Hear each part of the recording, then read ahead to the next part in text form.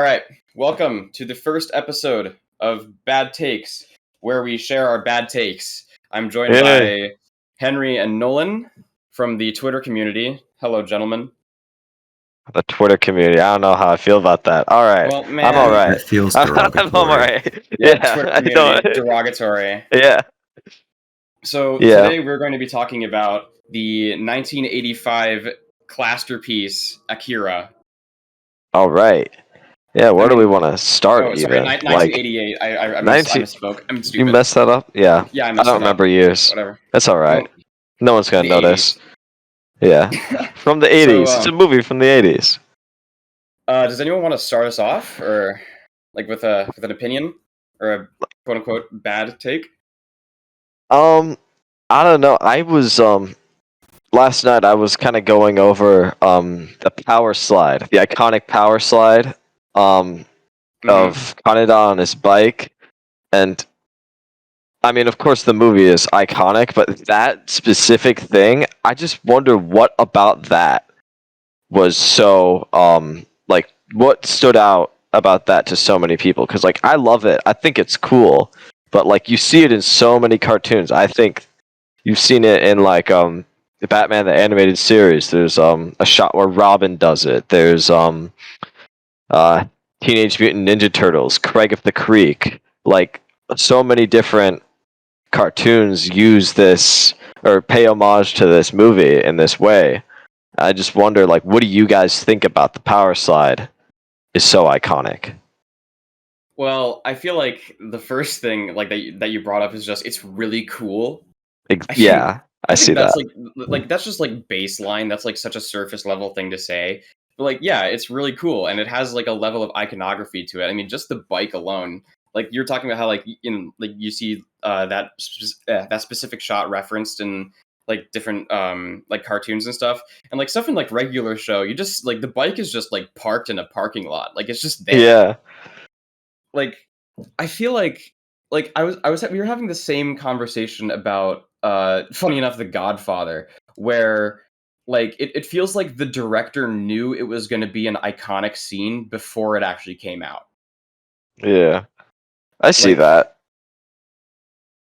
I feel like to me it's just like I don't want to say it's insignificant, but like the power slide kind of like it establishes Kaneda's character so well as like the guy who power slides. You know, he's the guy in charge. He has the pill jacket. He's the man behind the operation. And like the power slide of Kaneda was juxtaposed by the other guy falling off of his bike. So, you know, guy falls off his bike, he's super incompetent, sucks at, you know, being a motorcyclist. Meanwhile, Kaneda does his power slide, perfectly framed, perfectly colored, cool as fuck, with those little like green sparks that he has on his bike. Yeah, I love that. I love the green sparks. Like, I think like just that shot alone is super iconic. But even like going further, just his bike and his bike in the jacket. It's like the Mustang in the drive jacket. Yes, but I'd argue a lot more iconic, especially among animators. More, also, like a lot more culturally significant. Yes. Yeah, I mean, it's kind of blasphemous to compare the pill jacket to the drive jacket. Yeah, I'd say that a little bit. Yeah. I think we're gonna let that one slide. Yeah. I don't know. There's no rules about the movie. What do you think about like just the power slide, the bike, just the iconography of it all? Yeah. It's always like sort of what you're talking about. It's always sort of established that like that is Kaneda's bike, and he has control of that, and that bike is sort of symbolic of the leadership in the Capsules gang that he's part of. And like, oh, sorry. And it's you know, running theme in the movie that Kaneda is the leader of this group, and that Tetsuo has like some form of jealousy about that. And because it's a biker gang, they don't have like a throne. Even though that's what Tetsuo eventually does have later in the movie, he gets his own like throne, but the bike is what is like sort of the throne or the crown for the group. Yeah, Like it's the like it's closest not thing they have. like it's not Yeah. just a bike, it's like a symbol of power, especially like when Tetsuo breaks out of the Yeah. hospital and steals Kanada's bike. Like Yeah. that's Tetsuo's first, like, yes, I'd say it's Tetsuo's first step into like breaking free from like this inferiority complex he feels about Kanada. Yeah. Yeah, And like just Tetsuo's downward spiral, that is a masterclass. So Just good. it's not yeah, only in just like the storytelling, but the way it's depicted, like the psychological, like it, you don't mine. know Yeah, what's real and what's not, like like Moon Knight. yeah. Well, that's it. I have to kill you now. You've sealed your fate. Like, I mean, yeah, we can all pretty much agree that it does this surrealism like a billion times better, of course. Like, Yeah, the one part that Absolutely. really stands out is when Tetsuo's in the playroom with the other three Mm. kids, and like the three kids manifest into like I don't even know what to call it because it's so surreal. I don't like their like animal the toy forms. monsters. Yeah. Yeah. Like the kid in the car, the bear with like the like I think it was milk that was leaking out. That was Yeah, terrifying. Yeah. And I think. just that, sorry, like No, go that on. one Go on. shot of like Tetsuo like breaks down all of the kids like facades, and then like they all run away, and then I forget the name of the kid in like the floating wheelchair, but like he kind of like lurches backwards in a very eerie way, and I can't get that yeah. out of my head. The whole movie has this really dreamlike eeriness to it that I can't place. It's really, And I and think. I think it's really Oh, sorry. interesting. Sort of talking about the kids now. It's really interesting how they're all depicted as being like super, like emaciated and very skinny. They have like no skin. They have like no fat to their cheeks or anything like that. Like pretty fucking deformed. But they have like these insane like extrasensory and like all these abilities. You know what I mean? Yeah, And it's like it's sort of symbolic of how of like the humanity that they've lost at the price of these What abilities. they have. Yeah. yeah. I loved like how uncanny their designs are. Like I thought they Oh yeah. were like it's like that perfect balance between like looking like children and looking like elderly people that makes you just. Mhm. I mean, I was more curious than anything at first, but Like like yeah, it's it is jarring. creepy. It's jarring, and it achieves that very well. And Yeah. yeah, I don't know. I But love like that. it's actually interesting that you bring that up because like now that like I think about that, like in the climax of the movie when Tetsuo turns into the body horror abomination, it's like Yes. that, like with the power, those three kids managed to retain their humanity while Tetsuo just became a monster. Well, Like yeah. figuratively and literally. I mean, they were also like. I'm pretty sure it was. See, that's the thing. A lot of what we're talking about here, I, I haven't read the manga. I'm sure they go a lot more in depth in the manga because it's huge. I'm Has pretty sure the manga anyone? also has like the prequel, like or not like well prequel, like the first half. Like I think Akira's like either the first half or the second half. I have no idea, but I Yeah, know that the movie we have is just like a fragment of the entire story. Yeah, it is. yeah, and I haven't read the manga. Have any of you guys read it? I've I intend on it at some point. Yeah, me too. Yeah, I started Yeah. on it a while ago, but I was borrowing a copy and then I had to give it back and shit. So, Yeah. but it And was I don't know who I was talking to, but I heard that like the colored copies are not only like ridiculously rare, but like extremely expensive. Yeah, I could imagine. Yeah, like on the topic of color, I mean, God, that movie just oozes it. It bleeds it. That is something I really want to talk about because yeah, I feel same. Oh yeah. like that's something like like of course you see it in different ways with modern animation, but like Hmm. that look, that's exclusive to Cell Animation. And like I think that yeah, that's gone now I've never with a lot of that. I have never seen 2D animation or even 3D animation that glows the way that movie does.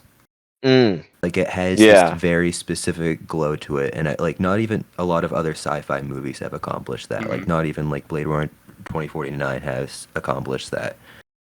You know, Like it it's utilizes like not just the use of neon in Akira is astounding. I mean, like, the use of the color red specifically, oh and yeah, like, juxtaposing it to the colors black and like dark blue Yeah. throughout the And you movie. like you see red and like Kaneda's whole getup, you see it in Tetsuo's cape later on. I love it. I don't. Like like I also saw like when Tetsuo gets that red cape, that's sort of him. Uh, like in a way, he's still bound by that insecurity of wanting to be like Kaneda. Yeah, and red is Yeah, like supposed to be the color of authority and authoritarianism as well. Like yeah, the people that we see wearing red are all leaders or dictators, really. Kaneda wears red, has the red bike. Tetsuo puts on the red cape in at the very bottom of his decline when hmm. he's having that power trip. I actually never noticed that. That's really interesting. Yeah, yeah. Like to me, Henry's an animation student, so he knows so much more than me about Mm, I mean, I didn't even know what cell animation was until we had a conversation about it like 2 days ago. Like, was just the opening scene of Akira just sets. I mean, it just sets it all up so perfectly with just world building.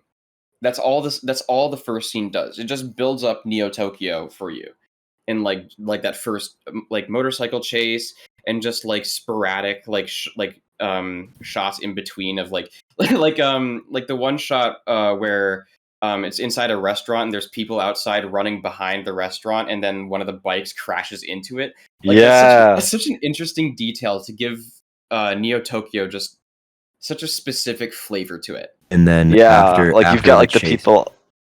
Oh, sorry. after the chase scene, there's also that entire scene where the guy is running away with the kid who escaped the facility. Yeah, I love how Yeah, it's intercut so perfectly that you don't get room to breathe. And it Like like you start off with the motorcycle chase and then you're with like the fugitive and the kid. So then like yeah, there's two levels of stakes that you're working with just in the opening scene.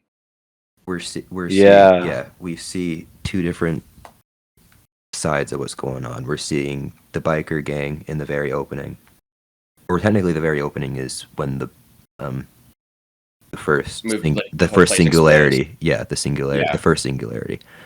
Um, and then we go into the chase scene, and then we follow that up with a sort of scene that shows and sets up um, the authoritarian decline in Neo Tokyo. Like it immediately cuts to a shot in a TV window. You know, it has like the TVs lined up in Mhm. the window, and it's like a news reports of like student protests and people being gunned down in the street and martial law being effectively declared.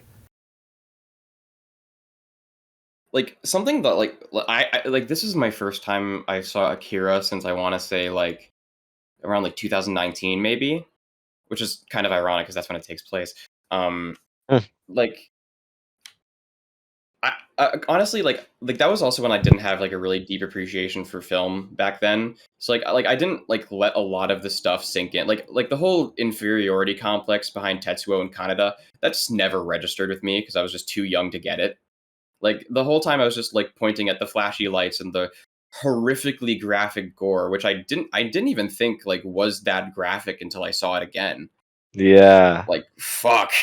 That's That is that's something I noticed about the movie is that like the supernatural and like science fiction type horror in the movie is played off like and it feels just as like horrible as the non-supernatural horror, like people being gunned yeah. down.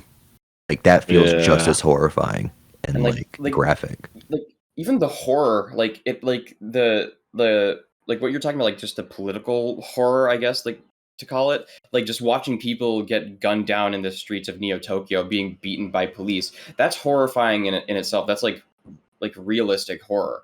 And then there's like just the supernatural horror of like that opening, or not that opening, but when Tetsuo first realizes that he has superpowers, and he's in the hallway with those three other people, and he just vaporizes them, and like there's like blood and like sinew just dripping from the ceiling. That is terrifying. Yeah. And also just like just the body horror elements, like that stuff just scares the shit out of me. The yeah, when Tetsuo was when he got out of the hospital and he had like the bandages on his head and Yeah. he was back with the capsule gang and he starts like getting like these insane migraines and there's that part where like the ground splits open but it isn't really splitting open and then his guts spill out and he's like trying to pick them back up but they're not there. Like it. Oh my god, that's the movie. Fuck. Like it's. I love those types of like this specific niche of like fuck with your head anime, like Paprika and Perfect Blue and Akira. Like they all scratch such an interesting itch. Like, but I think Akira definitely like takes the cake out of all of them. Like the way Akira uses its genre, like it not only is genre of like science fiction slash horror slash action, like also the way it uses its medium to tell the story better. Now Like, imagine yeah. if they followed through with that Taika Waititi adaptation. oh my, Oh. yeah, we were talking about that like during the movie too. Like just like as a general rule of thumb, live action remakes of animation just doesn't work. I Exactly. mean, I've been preaching I that for years. I mean, like I've heard the Jon Favreau Jungle Book movie isn't like that bad, but like he also made the live action Lion King with Beyonce. Yeah, I would talk more about that, but I'm gonna focus on Akira. True. So a big thing that I've really come to appreciate about Akira is like how expressive the faces are for when the characters are talking. Like you look at Kaneda when he's talking and like when he's smiling at the cop at the station, and it's like you don't really get that same level of like cartoonish expression in live action, and that's where it would lose me. Well, it would lose me like before the movie Yeah. even came out, but like it's just that level of like personality and character conveyed and like um how cartoonish the faces are. When you don't have that, you lose so much of the soul of the story. Like even just like that, just like a basic thing, just like as a character interaction in a movie, just like it's elevated so much just by the way it's animated. But Exactly. like if we want to talk about like something that would be even more difficult to port to live action, that would probably be like the entire ending sequence. Yeah, that If that got exactly. put to live action, it would look atrocious, and not like the atrocious like oh my Yeah. god that's terrifying. It would look atrocious, like laughably bad. Yeah, I feel like it would be like the same level of like a 2005 Doctor Who episode. I don't think the technology will ever be there, and even when it is, what are the odds you're gonna have a DP and a director who actually know how to make that look dynamic and good? Yeah, like Gore Verbinski and Roger Deakins working on Rango. Yeah, I fucking love Rango. That's Rango's for so another awesome. day. For another day, Yeah, I would love to like, talk about but Rango.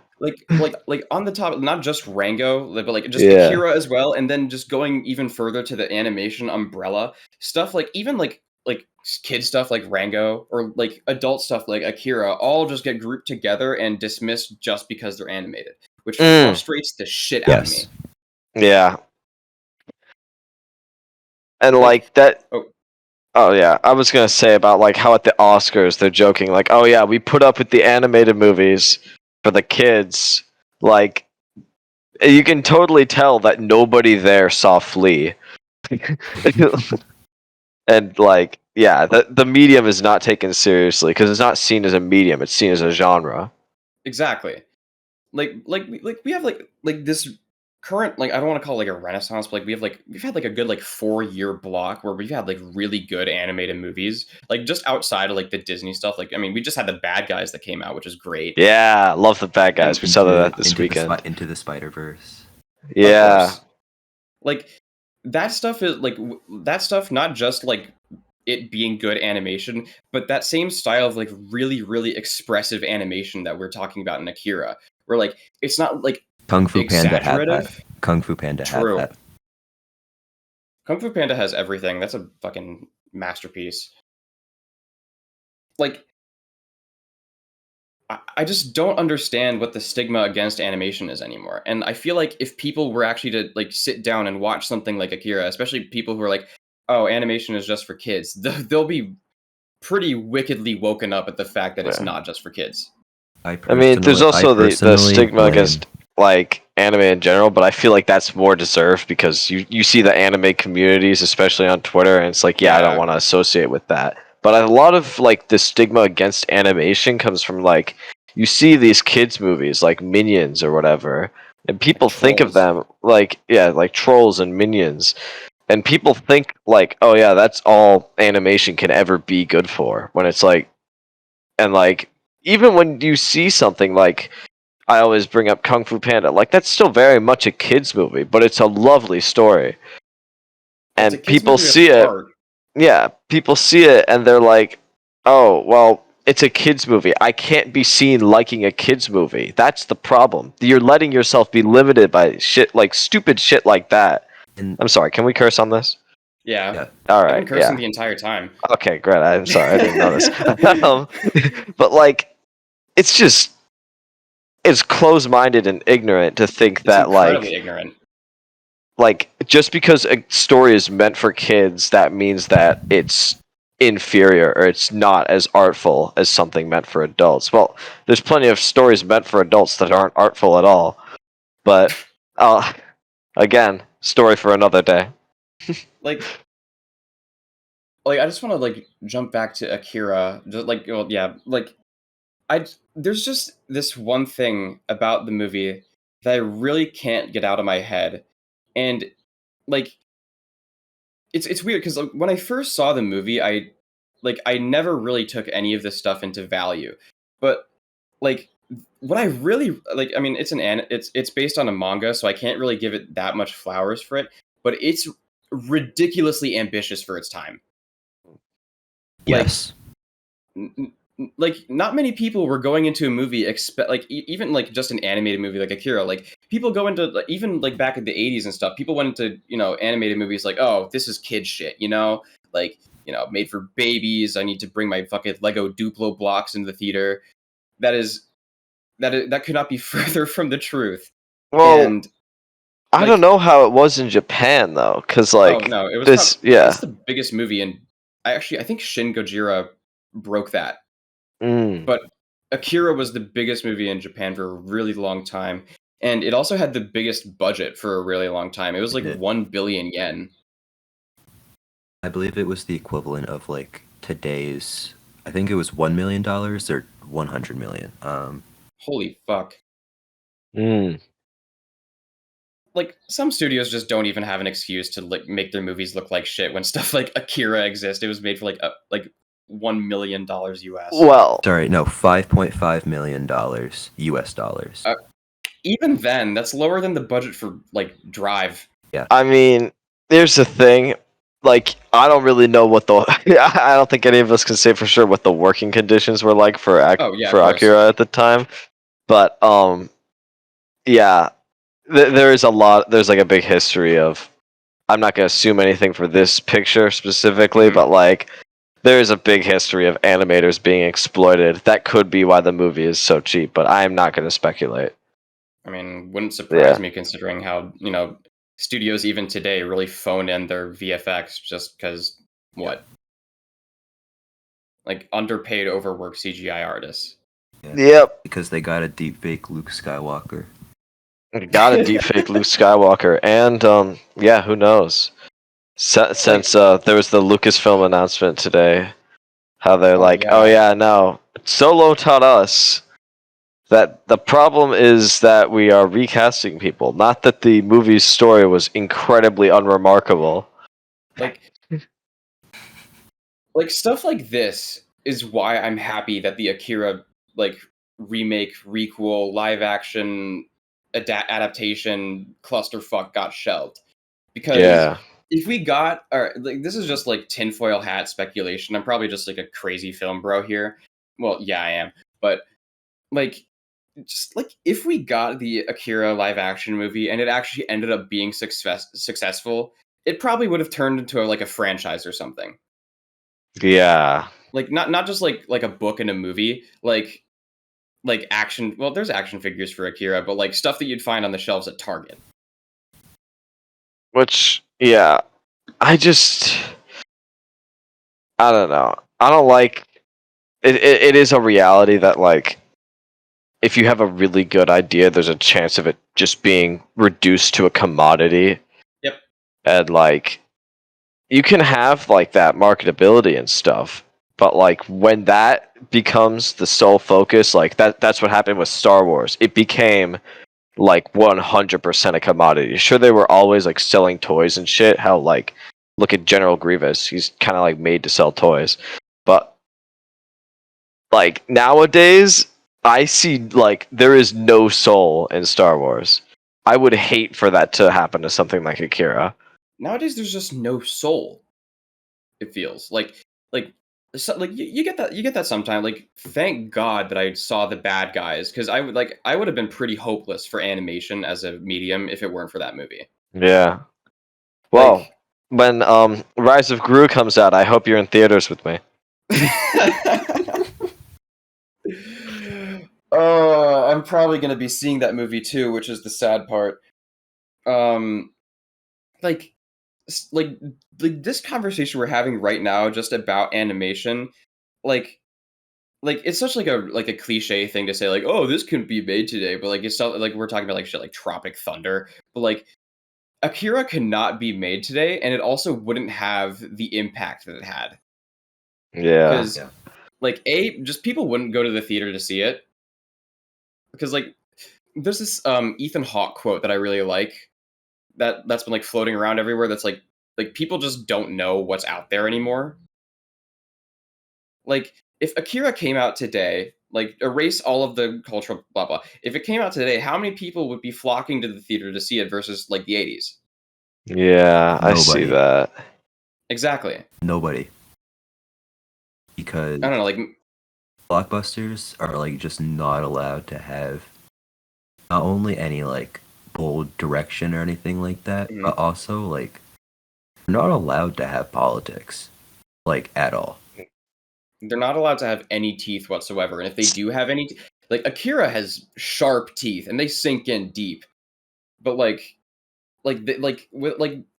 normal or normal in quotations, like normal stuff that comes out today is just like it's so breathless. Yeah. And I think like in terms of like Nolan, you brought up politics in movies now. Like when you find politics in a blockbuster, it is the most safe, It is surface so level safe. statement that anyone could make. And it's It's like, well, literally duh, of just course like they're gonna say that, because it's like, it's always just yeah, make peace, not war or some shit. Like yeah, Like I love the Batman, but that's probably like my one like shallowest criticism that it tries to have teeth, but like it doesn't. I think like the yeah, most political blockbuster we've had that's been successful in the past few years has probably just been like the Suicide Squad because it was just like fuck the U.S. military. You know what I mean? yeah. Well, You know, most of the time Did they've it got to be did it like do well box careful. office wise? No. No, no, of course it didn't. yeah, Man, I like you said that, and I was like searching through my brain for like a gotcha comeback, but wow, that's really it, isn't it? Yeah. well, Yikes. there's Dune. Dune is based on a book, but it's very Yeah. politically charged about like the dangers of um hero worship and like messiahs and Saviorism. white saviorism. And Also, Akira is just brutal. So still, yeah, it would it be is like brutal. it would be people wouldn't really be going to see it. Yeah, I mean, Yeah. especially like you Look guys at saw like that shit floating around that like people were saying like Doctor Strange 2 was like the most gory movie they've ever like. I'm gonna call it like it's Final violent. Destination level of Yeah. gore. Like Final Destination Oh, level of gore makes it sound like a character got hit by a bus and they just exploded in a red plume. Like yeah. the I most feel like gory that's thing that how happens in the movie is like I don't know, like somebody gets cut in half and they don't even show the body being severed. yeah, I think just people like to have extreme reactions to things that Yeah, aren't that extreme. It's like when video game articles are like any game that they have any like if they're having a hard time with a game, usually the people who write video game articles aren't very good at video games, which is another story. they But aren't good at it's like writing either. they're always like, "Oh, it's the next Dark Souls." Like, no, it's not. You're just bad. They'll Like, call get Lego Star better. Wars: The Skywalker Saga the next Dark Souls because they don't have anything to say. Yeah, I don't know. Yeah, people do Like, resort to extremes when they don't have anything meaningful to like, say. like just thinking about like the first bike chase scene in Akira, like it's not like like there's nothing like gnarly that happens really. Like the probably gnarliest thing that happens like some guy gets his arm run over by a motorcycle. But like even then, somebody was like that's still like pretty like, ugh. Like you can like see like the arm like distort as the wheel goes Yeah, over it. there's literally a single frame where you see his Yeah, arm snap and it just kind of like jolts you a little bit. yeah.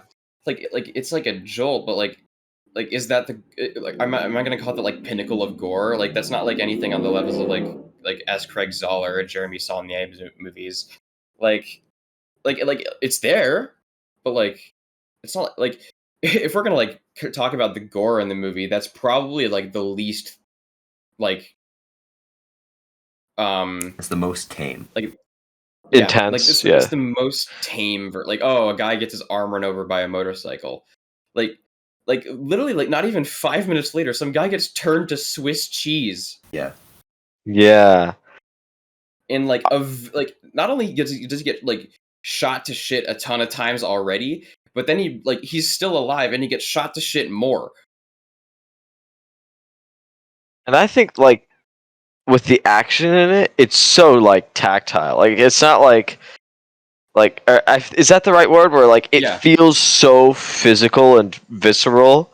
like I when you said that the first thing that comes into my mind is like when like the bike chase scene and like they have like they're all like their own like little weapons and stuff but then there's this one Yeah. character who's banging on the road with his pipe. That's tactile as Yes. fuck. Like Yeah. you see the sparks go off the pipe as like the metal scrapes against the road. Like it's just such It's small so things like that. kinetic and lifelike, and Exactly. every motion is full of weight, And and like yeah, I can just like break down this like that action scene because it's so perfect. Like the opening scene of Akira is generally one of the most perfect things I've ever seen in my life. Like I agree. the shot like also just the way like they use light and lanterns like there's like a ring that resounds around it and pushes through the frame.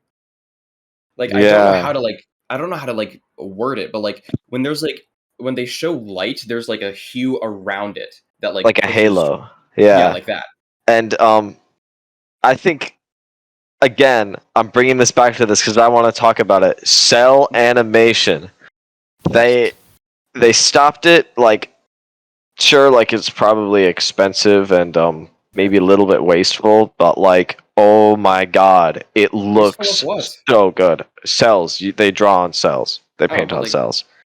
Yeah. Sam Levinson burned like $1,000 worth of film stock for Euphoria per episode. I'm sure we're fine here. Right, right. Yeah. Is that shot on film? Yeah, it is. Unfortunately. Oh my god. Mm. Yeah, Jesus. He shot it on But, film and he did not have a shot list when he came to yeah. set every day. That's insane to me. I would love to see cell animation make a comeback, but like with the way the technology is now, it's just not feasible. It's like it is so much easier to like do like digital animation. Like with like the introduction of computer, not just for animation but for CG in general, it's like I feel like we've kind of like Yeah. evolved backwards. Well, in some ways, yeah, Yeah, in but some I ways, think it's yeah, sort others of no. like I think of it like learning cursive. Like you don't really have to, but like it is nice. It's nice to know. It's cool. Yeah, It's a cool skill to have. And like I feel it's like there's a lot of animation now where it's like you don't see cursive anymore. You don't see mhm, cell animation, but like there is something new, and what's mhm, new is good. Like a lot of the time, well, not a lot. Well, I don't know. Yeah, I'll say that a lot of the time, what's new is good, but it's different, and like mhm. sometimes you do want what was old. I feel But like like there's like even then, oh sorry. I feel like there are two different like types of new in animation kind of going forward right now. There's like Yeah, what companies like DreamWorks and Sony Animation are pushing. Who did the bad guys?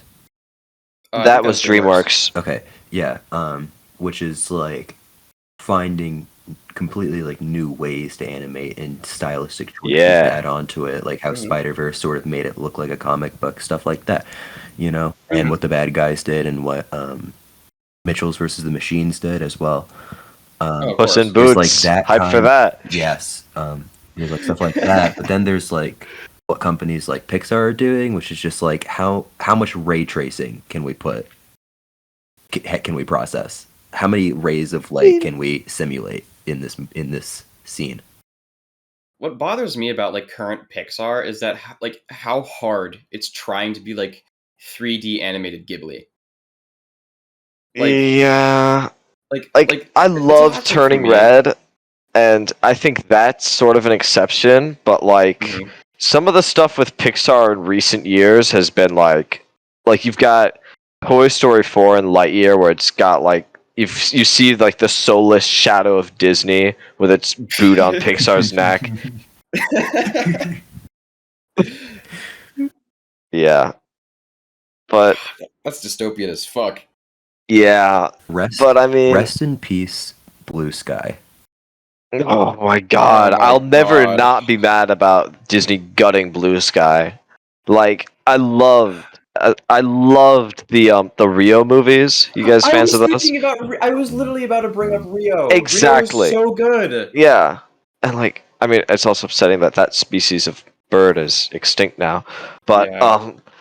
like that's gone forever. The last Ice Age thing was like really rushed because they like scrapped half that studio and it doesn't I'm sorry, it doesn't look very good. But I'm not going to hold that They cobbled against it together with like duct them tape. at all. I'm going to hold that against Disney. But like yeah, I hate that. Like it's like what they did with Fox where like they don't actually want to like work with what that studio has. They bought them up to eliminate competition. So like Yeah. now they can just have more animators to make more sequels and nostalgia bait for like these Disney brains. I'll say it, Disney brains, yeah. I was really bothered when I saw the news that Disney acquired Fox Mm. because like it had like it was such a big purchase that it had to pass through the government, and like the whole like ideal of America is like, capitalism and competition and the like avoidance of monopolies, or at least that's what it says on paper. Yeah. In Yeah. reality it's a different story. Well, the concerns about monopolies were only really concerned like way back in the day, but now everyone's Yeah. like all about like, oh, free market this, free market that. You know, um, hence why oil companies are such a big problem still, because like they don't give a Yeah. fuck. They don't want to regulate anything, and they can't Yeah, because these big companies donate to these politicians. They literally mhm. cannot do anything about it. It's Yeah. like free market until all you're consuming is Disney properties. Yeah, which I mean, I feel like consumers are partly to blame for some of it because Yeah, definitely. I the mean, only because like the only the thing market people are influences seeing, the the only thing that's getting like big dollars are Doctor Strange 2 and like No Way Home and stuff. Nobody's going to see the bad guys in theaters. except for us. Yeah. We saw them. Actually, when we saw it, there was like, I think some kids were having a birthday party, which was like that Yeah. made me happy to see that people are seeing the bad guys because, like, I think non-Pixar animation movies deserve like a lot more recognition, Oh, especially. especially the shit that they're doing now. Oh my Yeah. god, that was so much fun. Every time I hear that Pixar has delayed a new property or that they put it to Disney Plus, my heart sinks even deeper into my Oh chest. my god, yeah, because like um Turning Red, straight to Disney Plus. Luca, I know you're not a fan of Luca, but like that was straight to Disney Plus as well. And Would have been Soul, nice to see in a theater. yeah, it would have been nice to see in a theater. Soul got straight to Disney Plus as well. That pisses me off the most Well, okay, because Soul was Soul was phenomenal. awesome. Yeah, I feel like the issue with Yeah. Soul that was put to Disney Plus because of the pandemic. Is the Yeah, thing. I understand it with Soul though. But like, We didn't even have a vaccine at that point. yeah, Just yeah, Like I for Turning understand Red, that. there's no excuse. Turning Red, There, no yeah, excuse. that's Even Luca, no excuse. Like yeah. Yeah, we had the vaccine when Luca came out. exactly. Like, but the vaccine came out in like around like March 2021. Not even like maybe February. And Luca came out the in thing that all June. those movies have in common is that they're like the most beautiful and unique that Pixar movies have Yeah. looked. But Especially Luca. Lightyear's getting a theatrical release. Yeah. Especially Luca Yeah. and Turning Red looked really special. Mm. And look what got To me, a Lightyear just looks like theatrical release. Fucking to me Raya and Lightyear the just Last looks like. Dragon. That shit just God. looks like another fucking Pixar movie. It looks like Did anybody watch that? I did. It was fine. Was it good? Yeah. It was fine. It was like it wasn't bad, you know. It was just like Yeah. it's an animated movie, classic fantasy story. You know. I think the big turnoff of that for me was how like generic they made the dragons look. Like they gave him like the frozen Elsa face. Yeah. Like just like jumping like it's also like just jumping back for like from 3D to Cell, like with Cell being gone, it's or not just gone like but with Cell being like I don't even want to say outdated because it's not like just out A of the little bit. norm. Yeah. Well, like with Cell being out of the norm and it just promotes laziness. Like, oh, I'll just have a computer do it for me. Okay, I'm done. Well, I think you're kind of discounting I am discounting. Yeah, yeah, how much work goes into 3D animation because as I someone know. who's worked with like Maya and shit, it is very fucking hard. Like yeah, but Like not like just like from anime, just like from a design standpoint, not just like how it's like yeah, not just how it's like animated, like how the thing is moved, just how it looks on its own. Just like yeah, like the design of the like the two like the dragon, yeah, it literally just looks like it was just stripped directly from Frozen or any of like the latest like Brave or Moana or yeah. Frozen I think 2. that's more of like a marketing problem than animation problem because they probably want that brand continuity with the Disney princesses and whatever. But like Yeah. yeah, that is just as much of a problem. And I feel like with uh like comparing Cell to 3D is not really a good comparison. I think if you Mhm. compare to Cell to like modern 2D animation, Yeah. like you Oh shit. like if you compare like something like say like Batman the animated series to something like what's an apt comparison? Maybe like I don't even know what the or like Minions. no, that's still 3D, but Comparing like Batman Teen Titans Go, I guess. Like you look at well, Even then, like yeah, not really cuz here, actually no, I know a perfect one. The classic 90s Spider-Man animated series versus like the new like Disney Spider-Man cartoon where it's like yeah, have you seen this? It's yeah. horrible. Like yeah, but Did they only have like like one season because it sucked? maybe yeah, I don't know, but like actually I don't know. like storytelling aside, it looks so ugly. Like they don't even bother to shade the characters, and like the designs are so basic and bland. Like they managed to make Doctor Octopus look boring. That's a sin. Okay. This is the kids show, right? Yeah, no. This is like it's a kids show, but it's not like the It's not the one baby. It's where not the it's like baby the one. yeah, no, it's not the baby one. It's just like a standard like Saturday Disney morning Channel cartoon. cartoon. Yeah, Oh, okay. it's like it was stuff. It was basically yeah. I don't know. Like you look at stuff like that and you see how rigid it is. Whereas Like- something like Cell, it was so much more like lifelike and fluid. And I think it's because like with computer animation, you have a lot more opportunity to just like, oh, this character. Actually, no, I'm talking out of my ass. Hold on. Yeah, no, this is all stuff that you could do with Cell, but it's a lot more like, like with Hanna-Barbera cartoons, they do it where it's like, oh, Yeah. like the character is just standing still, and we're only animating the mouth on like a separate layer. Mm-hmm. Like they do that to like save budget because it was, TV animation budgets were hell back then. But like now, there's not really much of an excuse. Like it's just kind of like the nullification of creativity. Yeah. Like it's like not even just like in animation, just like in like real world. Like a perfect example of this is like two things actually. The 2011 Thing remake or Oh prequel, Jesus. and the Moon Knight costume from like the series, because in both times they had really expertly done practical effects just dubbed over with really shoddy CGI. Yeah.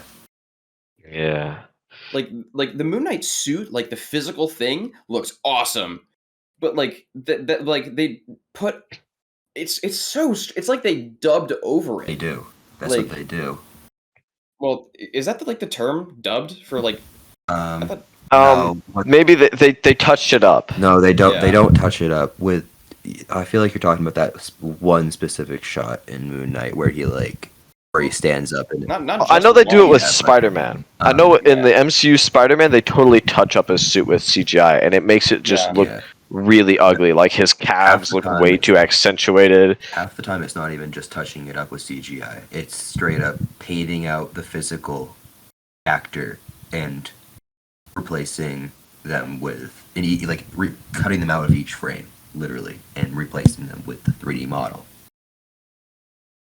Yeah. Why? Like why? There's no reason like, to do that. like that just like adds to the budget, doesn't it? Yeah. Well, It just, no. it just well, makes it more expensive. Yeah. The thing is, a lot of the workers in the CGI warehouses or whatever, they're on what is it? Like they're not paid by salary. They're on it's not commission. It's contract. They're contract workers. So they can basically just say like, "Oh, you have to have this done by this time." And or else fuck you. And like they have to like just stay like day and night working on it cuz like they can't like they can't say like, "Oh yeah, no, that I you have to pay me overtime cuz No, because they're getting Yeah. the same they're amount of money contract at the workers." end. Yeah. They're still Like getting that money. our modern animated, like especially like going back to like just like our Saturday morning cartoons, like like Spider-Man at like 12 p.m. on Saturday for the kids. Like that stuff should like that shit shouldn't look like Family Guy. That should look like Akira. Like like Yeah. it's so like if like I feel like I'm watching like something like South Park or The Simpsons rather than like an actual comic book show. Okay. Now that I've actually had some time to think on this, I feel like the only difference like cell animation really seems to make is like in colors and like the way colors look. And nowadays like you don't really see many like I mean in cartoons when like someone's using like an energy effect or like like some sort of like glowy power or something. It just doesn't look the same as it does with Cell because it's like it's all like shot, painted, Desaturated. and rendered different. No, it's oversaturated. I feel like Oh. with Cell, like a lot of it was desaturated, but you didn't really notice because the colorists had to like work with that medium, and like you were viewing it within the context of like other Cell work, and it just looked so cool. And like they could get away with using like darker colors for things, and like I don't really know where I'm going with this, but like yeah, basically I think cell paint should be brought back for certain stuff. Or just like most. I don't like. Well, Yeah. I don't think it should be the Cell looks standard. better. I don't because It Yeah, should the be thing the no. is, I standard, don't but I think there don't think should that. be a standard for animation.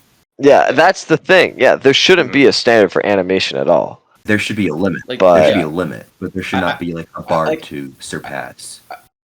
I Yeah. agree that like the standard shouldn't be that, but the fact that we have a standard of either like everything looks like a Disney princess movie or everything looks like Family Guy or South Park Oh, is not that wasn't good for the animation. standard I was talking about. I wasn't talking about like Well, there shouldn't be a standard type of animation for everything. Well, no, Yeah. like I'm like referring like everything Disney cranks out just looks like it like another thing from their like Disney princess multiverse, whatever the fuck they're doing there. And then Yeah. like what we were talking about with like the Spider-Man cartoon that's like Yeah. really shittily done. I mean, it might as well just be done by the South Park animators at that point. Which is like no disrespect to the South Park animators. Another I really respect that. More disrespect to the people who are making the Spider-Man cartoon, which is actually supposed to look more detailed. Another part of it, Yeah. I feel like, is editing. Editing is another part. Is another thing that very much ties in with animation and CGI and visual effects.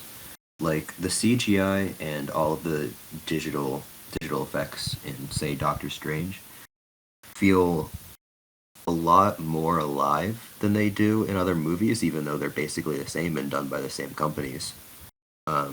Just because of how the movie is edited and how Yeah. cut together and how things like frame rate are used. And yeah, it's just there's so many things that you can do, and it's not just down to whether or not you sell animation or whether or not you're using Yeah. or whatever, you know. Like it's funny that like a lot like not a lot but like a lot of like the criticisms and also like the praises for the new Doctor Strange movie have been like basic like essentially boiled down to there's an actual person behind the camera. Yeah. Like I see like people complaining like the movie spins around too much, it looks like a campy 90s sitcom even though it's kind of supposed to, but whatever. That's Like, sitcom. well yeah, but like campy 90s whatever, like Yeah. this like sitcom was a little liberal use there, but like you know Yeah. I don't think I've ever something seen that not from this era. interesting camera work What in a these big sitcom. companies But don't yeah. seem to realize is that there's so much more you can do with literally anything. Like you have so much at your disposal, but what these companies choose to do is they choose to just literally follow a recipe. And when people say like the Marvel formula, they always like think we're referring to like, oh, this is the story, or like, oh, the general look, or whatever. Like, no, that's not necessarily what we're talking about. It's always, oh, we write this, we get it through the producers or whatever, and we go through the same visual effects companies. We shoot on the same set in Atlanta, you know, that same Atlanta studio or LA studio or Florida studio. Like they're factory made movies. Exactly. We use these same actors. We have the same digital effects workers. We have the same editors. We have the same co-writers. It's always like that's the Marvel formula. There's so much more you can do with all of these. That like finally sunk into me. Like the nail in the coffin was when I was watching Spider-Man No Way Home and they used a dolly zoom and I got excited. And then I was like, oh. Yeah, that is the bar really that low. Yeah. like it's astounding like how like visual creativity has just declined. I mean, if you're only watching Marvel movies, that is true. Yeah. But yeah. Like not just like visual creativity, like just like what it is, but like the draw to that. Yes, that's like audience appreciation for it and media literacy Because is like if I yeah. want to talk about like visual creativity, and I can talk endlessly about. I mean, like 4 movies that came out this year that are like visually creative. I mean, fuck, The Unbearable Weight of Massive Talent was pretty visually I creative, am yet. I and should have seen I have that. not. Fucking then yeah. Everything Everywhere, Batman and Northman. We already know. Yeah. Like they're formula less movies. Like it feels like there's actually like some like I feel like the reason why people are like, wow, this movie actually feels like it's behind like there's a person behind a camera is because they're not following that formula. Yeah. Okay, I think the one thing I will give praise to big studios for, when it comes to their process, that has been like a new implementation. I love that more movies and shows are using volume. Those Yes. big screens that they used on the Batman and the Mandalorian. I'm so happy it's Hmm. being Yeah. implemented because that is so cool. I That should genuinely replace green screen and blue It screen should. tech. That's what I Absolutely should. think. Well, like yeah, green screen and blue screen tech in like very very huge quotations because I mean at this point blue screen and green screen tech is literally just putting a PNG on something and just layering it over. Yeah. Like the volume, like I watched they did like a behind the scenes for the Batman. They showed the volume like how it works. That's Yeah. sick. Why do we do that more often? And like well, it doesn't look cheap, but like I feel like CGI is a lot cheap or a lot more expensive. It doesn't Yeah. look cheap. It looks so much more real is the thing. Like Yeah. the world of Gotham and like the lights of Gotham look so much real because in some ways they are. Like that light is being cast on those actors on those set pieces that they have Exactly. versus a green screen where they have to try their best to simulate it, or even worse, the visual effects artists have to go in and add shadows and add Oh god. lights to each frame. Yeah. You know, versus the volume Like where the light, where like that sunset scene, mhm, from the Batman where they're at the bat, yeah. that's it. Just looks so much better just because it has the volume there, casting the LED lights on Yeah. it. Like live action, like in terms of like live action stuff and like just animation, I feel like it's gotten like so lazy that like we've just like quality is just dipped. Not like quality, but like our standard for quality has dipped. Like our as like a Yeah. general audience cumulative Yeah. thing. Like I saw like people like talking about like the bad guys saying like, oh my god, this is like great animation. We finally have good animation. It's not finally. It's just like we're finally like getting something that's actually like pushed into the mainstream. Yeah. That's Yeah. like there's been like shit we like for like the entire episode we've been talking about Flea. Nobody saw Flea. People should I have saw saw Flea. Flea, Did you see but Flea? nope. I didn't. I It saw wasn't even in it. theaters. I Yeah, that forgot there was like this. one screening by me and Yeah, it was phenomenal. And like of course like that's not something you see for like a big spectacle. You see it for the story. But it's such an important work, especially like I had never seen like an animated um documentary before. And of course like that's an avenue that should be explored, but I don't know if it will. It was nominated for 2 Academy Awards, but of course they weren't. They Encanto weren't. won over them. Yeah, of course they were gonna pick Encanto because like the people at the Academy. My theory. This is my Henry tinfoil hat theory. That's actually probably true, but because I believe it. But I don't think the majority of the voters in the Academy or whatever, I don't think they watch the animated movies. I think they're above that. Which is why like every year except like Spider-Verse, every year almost you see Pixar winning cuz it's like, "Oh, well, I'll just pick the Pixar movie because my nephew said that they liked it or something like that." Like they're not actually seeing these movies. or either that or Disney is paying them to pick them. But that, It's probably both, honestly. yeah, that's an even deeper rabbit hole. Like, I feel like something I'm concerned about is with animation being sort of pushed away from being taken seriously as Yeah, with that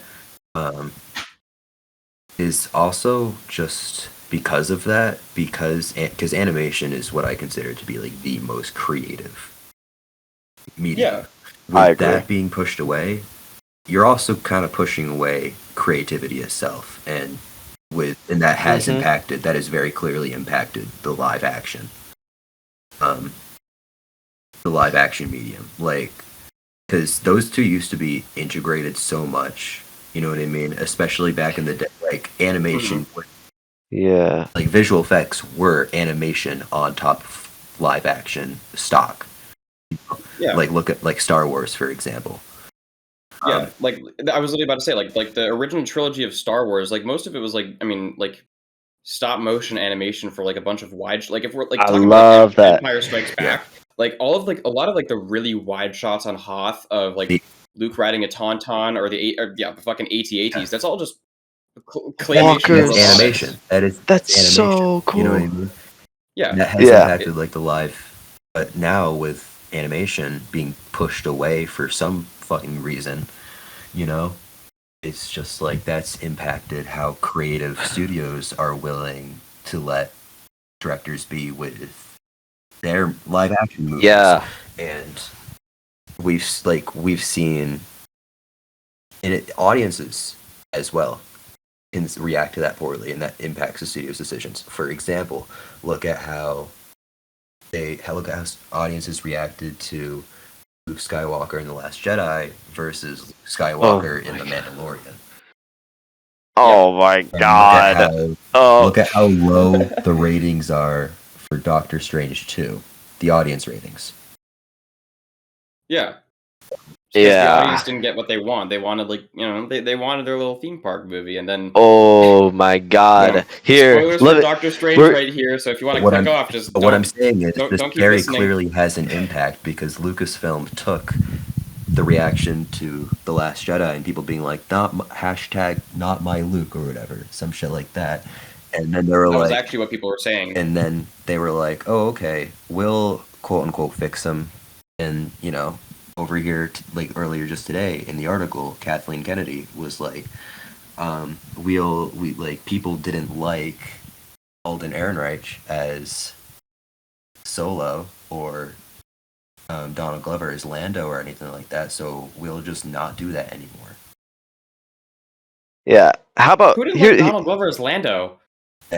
Yeah, that's what Exactly. I think. Who didn't like Donald Glover was as Lando? He's like the best thing about that movie. Exactly. Who doesn't But like Donald Glover? yeah, here's the thing. Here's what I'm gonna say. Disney, when you listen to this, because that'll definitely happen. They will Yeah, but like, definitely listen to here's the Henry thing. from Twitter. Yeah, I just think like nostalgia bait is not sustainable, right? Like you've got the Kenobi series, you've got Luke Skywalker showing up in The Mandalorian, and it's like they don't like that's not sustainable. I'm tired of it. We're tired of it, but like the morons who watch it, they're gonna get tired of it eventually. Maybe like I'm not hopeless about the situation, I think. Because like Yeah. look at how something as big as Netflix is doing right now. Look at Mhm. them. Netflix is Yeah, fucked. but Netflix like is getting they're getting the blockbuster treatment right now. It's Yeah. hilariously That ironic. gives me hope to see that Disney will get the same thing. Oh, I hope so.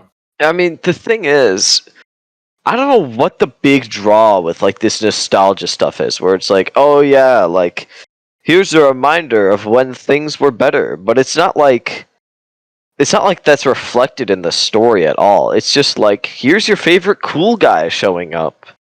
Like that's what No Way Home was. That's Yay. what Doctor Strange was for like 20 minutes, and then it became good again. Um, and like that's what Star Wars is like.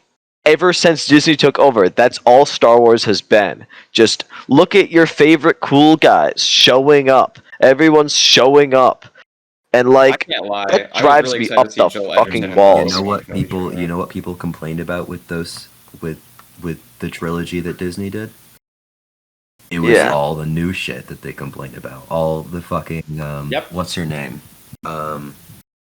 Ray. Ray, Um Oh my you Finn, know, god. Rose, they always complain about like the thing is Finn got he got totally fucked and mistreated because Disney wasn't willing to like actually plan out a trilogy. And that pisses me off so much. You have this awesome idea, possibly like one of the coolest idea since like the conception of Star Wars, of a stormtrooper going rogue, and like he's a black lead, and you just throw that away. You want to waste that.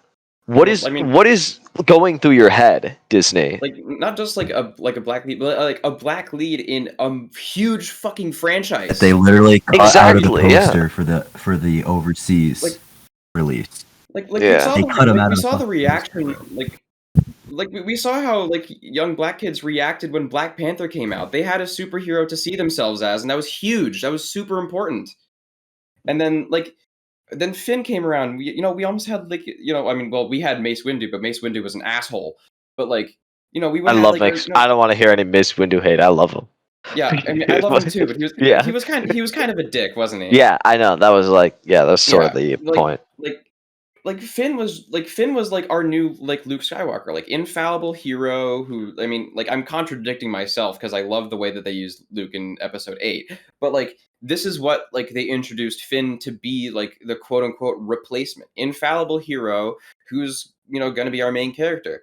And then we just Ray got like was more of the infallible hero. I think Finn had the much more interesting struggle of like, but like, well, he could have had a much more interesting struggle if they mhm. bothered to write him, of like having to like fight against these people who are just like him and kill the people who were just like him, and maybe he can like give someone like Poe new insight on like, hey, these are real fucking people you're killing. These aren't just like robots. Like these are these are They had, victims just as much as which you and sucks me. because they had like you could tell they like at times the writers really wanted to like do something with him being a stormtrooper Yeah. and really wanted to do something like that, especially in Rise of Skywalker when he realizes and learns that those other people on I believe did they go to the moon of Endor? Yeah.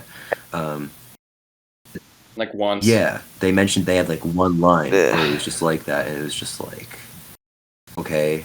And then next scene they were together, they were just fucking killing stormtroopers. Like, it's just teases. That's all the entire series is. It's Yeah. teasing us for fucking what? Next tease? Like that's That that was like what I was talking about, like the latest episode of Better Call Saul. Like in me, like I like the new episode, but like it was just like like a prelude to the mid season finale. But people will watch a whole movie and their excuse is going to be, oh well, it's a prelude to the next Yeah. thing. yeah. I That's that's an issue I have with like a lot of the MCU like Disney Plus stuff. Like most of it doesn't really like I don't really like it as its own story, but like the excuse is always, "Oh, it's just setting up something else." Why would you make a story that only exists to service another story? That is Money. so stupid. Yeah, it's so stupid. And it's like, how can anyone working on that be passionate about it? Like, you see, like, yeah, I'll say it. You'll see Loki, which very obviously only exists to do like the multiverse stuff, and like maybe Mhm. some fun characterization with Loki and him fucking himself. But like, I I don't think they had know. a lot more Like, freedom with Loki though. Because I yeah, feel like when it came to Loki, like they were given two prompts: set up the multiverse, set up Kang, and then let them do the rest, and that's why it came out like kind of cool. Yeah, But then you got stuff like but I No Way mean, Home, where it's very clear that Feige had to look at the script and was like, no, this needs to happen. No, no, you can't have that. This needs to happen. No, this needs to happen. And it's just like, come on. It's like having a bunch of hands in a pot, but like one hand keeps taking the hands in and out of the different It pots. really Yeah. sucks that something as expansive as the multiverse, which is literally like infinite possibilities, that's what they always say, has come out so underwhelming so far. That is what I'm saying. That is exactly what I'm saying. You had this fantastic, interesting idea. Anything is possible in the multiverse. Like look at everything everywhere all at once, where it's like all these like wacky different realities, where like all these different possibilities. You have like Doctor Strange 1, where you have like realms like the dark dimension and the mirror dimension, and like fantastic places where like the laws of physics may not apply, but it's always with among fans especially. But you see in Spider-Man: No Way Home and Doctor Strange 2, it always comes back to how many actors from failed early 2000s like comic book movies can show up and make a fun appearance. How many cool guys can show up? You're gonna see that in The Flash a year later, after everyone's already sick of the multiverse. There's gonna be a cool guy who's gonna show up. Flash is going to be I can't wait for Nobody. Psycho Michael Keaton and CGI Christopher Reeves. Oh, if they actually do CGI Christopher Reeves, that'll be my breaking point. Flash That got to be the first movie to make negative dollars. I hope so. Yeah, I'll make sure of it. I gotta hand it to Disney. At least they're not doing it like DC. Here's the thing. Yeah, like maybe this is stupid. Maybe some people are gonna hear this and go, "No, that's stupid. I'm a Marvel Comics fan, and you're dumb." But DC has a potential for a way more interesting cinematic universe. Oh It yeah. is just for like the past decade been handled by fucking meatheads. Here's the Like- thing. I think DC already is a way more interesting cinematic universe just because it's been a fucking mess. Yeah, Yeah. like it's interesting for the wrong reasons, but I'd like it to be interesting for the right reasons. Like I think with DC, you've got like the random like Scrimblow Blimblows who are very like obscure. Those are some of my favorite characters. I can't really say the same about Marvel. Like I don't really give a fuck about the Eternals. I don't really like outside of the movies, I can't be bothered to care about the Guardians of the Galaxy or like I have more attachment to Firefly from Lego Batman Yeah. 3 than I do with Caecilius from Doctor Strange. With DC, yeah. DC, I think about DC that sort of. I feel like when it comes to like, oh, these are just like studio auto-generated like stinkers. The only two things we've gotten that are like that for me, that feel like that for me, are the upcoming Flash movie and Joss Whedon Justice League. When it comes Yeah. to the movies, series, I don't really know shit. Fucking CW that doesn't. Who fucking. Yeah, no, the CW is different. That's a disaster, and like most of that Yeah. stuff's Probably been make more canceled, working at fucking Starbucks than which, you do working like- at the CW. Honestly, yeah. Well, I think it's a money laundering scheme because like Absolutely. that hasn't been profitable for Yeah. years. But I mean, I don't want to hate on too many of these CW shows because I did used to really like them, but like I will hate on Arrow for being a total affront to the Green Arrow comics and everything he stands for. I'll hate on the But- Flash for being like 6 seasons too long. Yeah, but yeah, but yeah, when it comes to the movies, I feel like every movie other than those two that I mentioned has had like some really cool shit about it that feels like actual filmmaker vision. You know what Yeah. I mean? Even, the like, direction- a total direction- disaster like Suicide Squad from 2016 has like it's distinct. It's distinctly awful, but it's Yeah. distinct. Like even if it's like distinctly awful, at least there's like a meme of like David Ayer's stylism. Yeah. Yeah, Oh, I At forgot. least there is a style to make fun of. Yeah, but like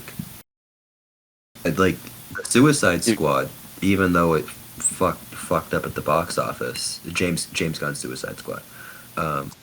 Yeah. Even though it completely flopped, I think. Yeah, it Didn't bombed. do very well. Yeah. Well, let's be real. It feels like it had like some really good creative juices flowing, especially in the editing room. I could not agree more. But like, you look at Marvel and you've got like the Peyton Reed like Oh god. Ant-Man Who is movies Peyton that are. Reed? Where did he Is come that him? from? Is he the director? I don't know. Like, cause like No, but like, where did he come from? Exactly. I don't even know. Probably like he probably used to do like sitcoms or something like Joss Whedon. But like, there's no style in Ant-Man at all. And like, there's like one scene that they like do again for Ant-Man and the Wasp. If they do it again for like the third movie, well, like I won't be seeing the third movie because Wait, which scene is it? When Luis tells the story.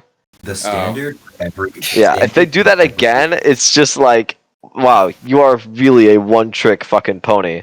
The standard for But like, every Ant-Man movie, and this also goes for some scenes in the Russo brothers movies, and John Watts movies. The standard has just been like they look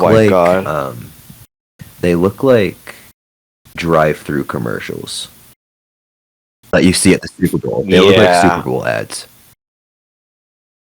Yeah. And like it's so boring. Sorry. It's so like I saw like a big like because like everywhere on Twitter you go, there's like the Marvel versus whatever discourse, and it's like and like especially like the discourse of like Marvel movies are great because that discourse has been going on for God knows how long, and but like there's always like the like people trying to qualify it like, oh, but there's like these shots, but that's entirely outside of the point. The point isn't like oh, but there's some like here's these shots that look really pretty. It's about consistency. yeah, that's the thing. Like, you can have like a few money shots in your movie, but if the rest of it just totally is visually unengaging, then there's no point. Like it's still poorly shot, and I'm gonna like talk about Captain America: Civil War, but I'm not going to talk about the airport scene because everybody's talking about that scene to death. So what I'm going to talk about is there's the ending thing between Iron Man and Captain America, and like there's that shot of like the beam going against the shield, and it's like oh! And then there's like the scene, like the opening scene, which is like shot like a Jack Ryan movie. Yeah. You know, I kind of Like, want to go. It's I kind of want to go back to like this just came to mind and I don't want it to slip out of my mind.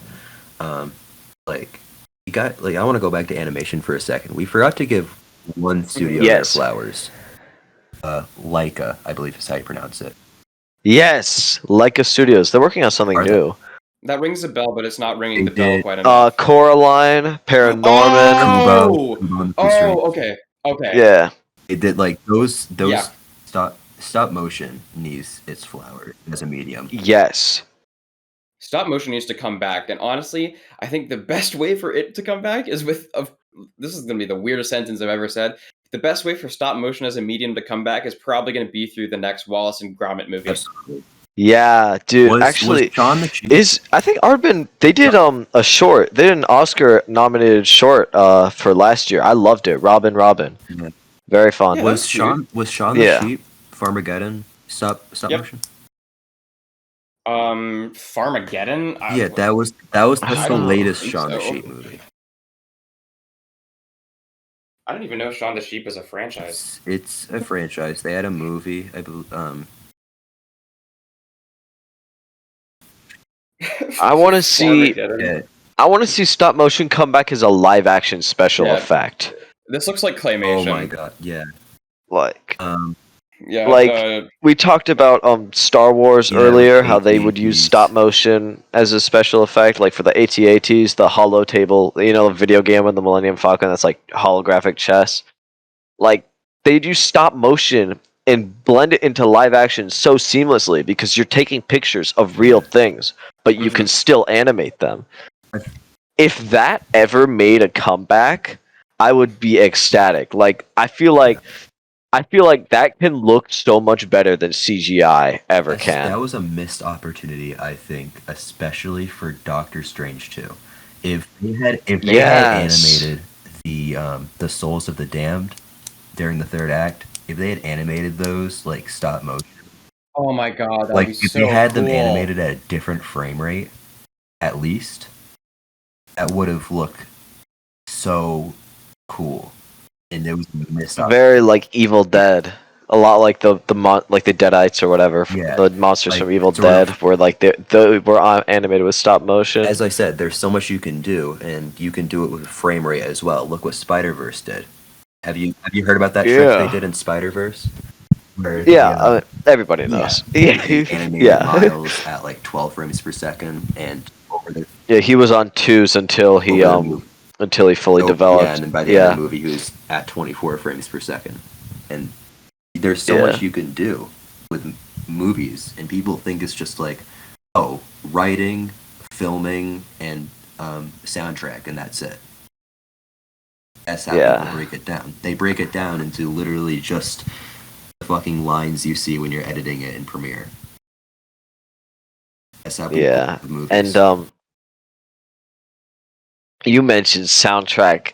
I'm bringing us all the way back to Akira Akira. soundtrack, The fucking Akira killer. soundtrack is All the way back. so good. It's so It's good. so good. I've been listening to I it on was repeat for the I was past like thinking 5 about days. this one Yeah, scene. I think it was during one of like the sort of trip scenes that Tetsuo had, where the soundtrack literally just consisted of, I think it was like strings and it was like heavy breathing, but it was part of the soundtrack. It wasn't like Oh yeah. it was like yeah. I think that's that. heavy breathing Yeah, and like overlaid with like reversed breathing or something like that, and it was just like layers and layers. yeah. The I key to wish we my could pull heart. it up on here, but like, yeah, The key to I my worry heart about is a string copyright. instrument in a movie.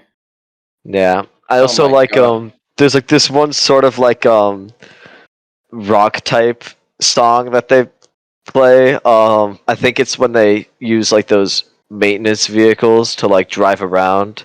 Um like and like I don't know. It's just such a good song. I love it. Like just like the plot aside from Akira, just like the visual and God, I hate saying the word like Sonic Yeah. because like it's been Ugh. overused to death by like fucking music Sonic Twitter. fans. Like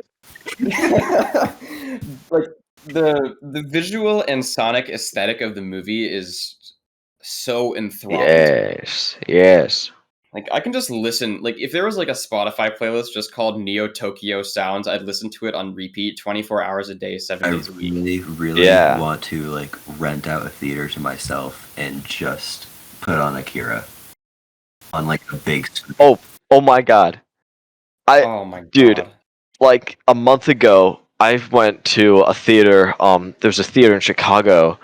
I was there with my roommate. We watched Akira. It was Oh my so god! cool. Like that was the first time I had ever seen it a month You saw ago. it in 35, right? I don't If you know. saw It might have been if you digital, saw it but in like 35, that would have this. been oh my god! I Yeah, because mean, you saw it at the Siskel Theater on Wabash, right? uh, is that the one? It's right across from like the like the big Chicago theater with the big sign. Yeah, I yeah. No, definitely, I Yeah, it was I definitely right went to across the Chicago. street from that. yeah, Yeah. yeah. Like, well, Sorry. like, do you know, do you know the name Gene Siskel, or I mean Roger Ebert, for that matter? You're gonna have They're to critics. explain. Yeah. They were like really big time Chicagoan critics, Oh, were you and talking like, to me? uh, Yeah, well, I both know, of I you. know Roger Ebert, but I don't know, Yeah, Gene. yeah. Well, like they had like a talk show or something in like the 70s or the 80s or maybe the 90s. I wasn't born, so I wouldn't know. But Yeah. like they would. It's kind of Oh, like that what was we're doing now. They just talk about movies, Love and that. yeah. And so I think after Siskel died, they dedicated like the theater to his name. That's awesome. I love that. I should Yeah. go there more often. They have a student discount. Really? Yeah. Like, God. Yeah. I think it's like $7 or $8. What? Yeah. Yeah. Like, You gotta get down there. I do. Yeah. Like, there's this one part of Akira that I can't get out of my head, and it's the scene where like Tetsuo has like gotten his cape and he's established as like the main antagonist now, and then like the way the public reacts to Tetsuo like being as like the second coming of Akira. Yeah, like they It's immediately look for a savior in Yeah. him. it's like not even like I would probably go further to say like a messiah, not In the even as a in savior. the manga, at the end, if I remember correctly, there's like a part. It's not in the movie, but after the singularity destroys the city, the people remaining start worshipping Akira and Tetsuo as God. Oh Yeah, god, it's and literally. it really changes my that really changes my perspective of the world of Akira, and especially the Yeah, world of Neo Tokyo, and it sort of shifts my perspective to seeing it as I sort of see it now as like this is a city that, because of the rise of authoritarianism and human suffering, has completely lost faith, and this is the result. yeah, they're just so This is the desperate result. to look for a Exactly, messiah. and They're desperate for the anything that like they can cling on to the for whole like incident safety. with Tetsuo and Akira and the singularity eventually happening is the result of trying to find godlike power, Yeah, and that's that's the result of that. And look what happened when Tetsuo obtained that godlike power. He didn't become god at all. He became a monster. He became like a yeah, Lovecraft. He became the He became exact like a opposite. Lovecraftian creature. Yeah. yeah. But the thing is, like, of course, like everyone else was assigning their own like religious interpretation to him, but he Mhm. wasn't seeking godlike power. He just wanted to feel better than some gangster. Exactly. But it was Like the that was military. his It was the mentality. military, which is Yeah, I crazy because know. the Like military had that's complete control. Like they had obtained control of yeah, everyone, but they were still seeking. They weren't seeking God. They were finding a way to become God. If that makes sense. They were yeah, seeking to weaponize that power. And like especially like I mean that's really put into perspective like when like the coup like actually like when the military coup actually Yeah, happens. Like it's like a parallel between like Tetsuo searching for like he's not even searching, he just like Tetsuo stumbles onto the power that the military has been trying to harness the yeah, entire time. yeah, Like it's like out of reach, but like just like a centimeter, but like they almost have it, but they can't harness it because I mean you can't the essential control. answer is just yeah, they can't mhm, control it. Yeah, they have to let go of that illusion of control. Oldest story. I love it. Like that's the theme of Kung Fu Panda. Um, It's pretty the Macbethian too. yeah, There's so many layers to unpack from Akira. Like just from the like the first watch, like when I was like 16, all I unpacked was oh, cool sci-fi movie with blood. But like now, like seeing it like three more times and aging a little bit, and you know pulling the Disney brain out of my skull. You know, it's so much more than that, and it's even more than that I like. There's probably stuff about the movie I haven't even learned. None of us have even brought up yet. That's still in there. Like there's so much of Akira yeah, to unpack.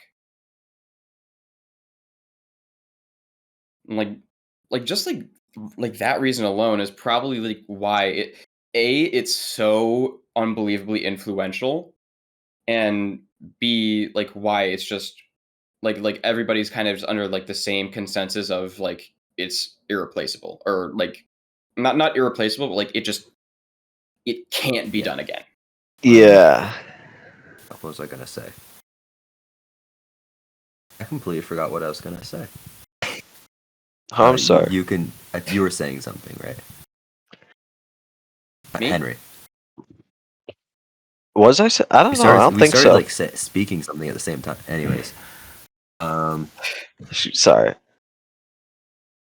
Well, I think that's a good note to wrap up the podcast episode then. Yeah. All right. Man, Yeah, this was a really pretty That's good. great. Zero Yeah, out I of, learned first zero out one. of 10 movie. I- No Tom oh. Cruise Iron Man.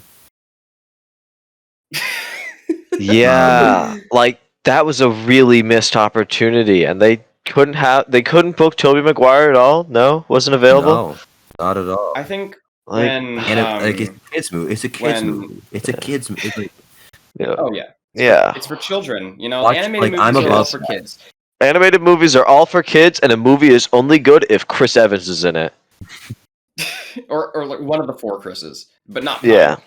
personally, I think they should cast Chris Pratt as Tetsuo.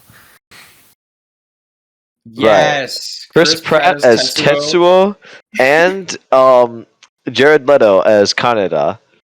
And then Charlie Sheen as the Colonel. Oh my god, I forgot my about God. Charlie Sheen. He was kind of like the like, I don't know, what was he? He What was what was the Colonel or what was Charlie Sheen? no, Charlie Sheen. He was kind of like a cultural like something. He was like, everyone was like, oh, Charlie Sheen. He Charlie was, Sheen ran so Jared Leto could smoke his crack pipe at his cult convention. but was Charlie Sheen even a good actor? Or like, was he even regarded as a good actor? No, I know a lot of I- people seem to think I Jared really Leto's a liked good him. actor for some reason. Yeah. I started off that sentence saying I really liked him. I was going to finish with I really liked him in Platoon. I did not like him as a person. Never have I ever liked Charlie Sheen as a person. But he's really Right. good in Platoon. But Okay. even then, his performance is overshadowed by Willem Dafoe. But whatever. Yeah. Well, Jared Leto was good in what, American Psycho? Till he died. Yeah, think- that's the best part. On a real note, we should just not adapt anime into live action. Or Yeah, manga. I think, Yeah. like, if there's any like message that I want our listeners to like get away from this Don't episode, support live action adaptations of any sort of animation. Do not support the live action Pinocchio coming out later this year. Instead, support Guillermo del Toro's Pinocchio on Netflix. You guys remember True. Ghost in the Shell? With Scarlett Johansson? Oh! Oh yeah, wait, I was about to say the Scarlett Johansson one or the animated one because I remember liking the animated one a lot more than the Scarlett Johansson one. Yeah. The only thing I like about the Scarlett Johansson one is that it created the like the joke that like any movie with Scarlett Johansson in it is like representation for like Asian Americans. Or just like any movie with Scarlett Johansson in it is just representation for somebody. Yeah. Scarlett Johansson should be the new Black Panther. And that's where we end it. Goodbye, And that's where we everyone. ended- Drive home safe. Don't forget to tip your Don't waiter. forget to tip your waiter. Yeah. And on that note, I think that's where we officially end the episode. All right.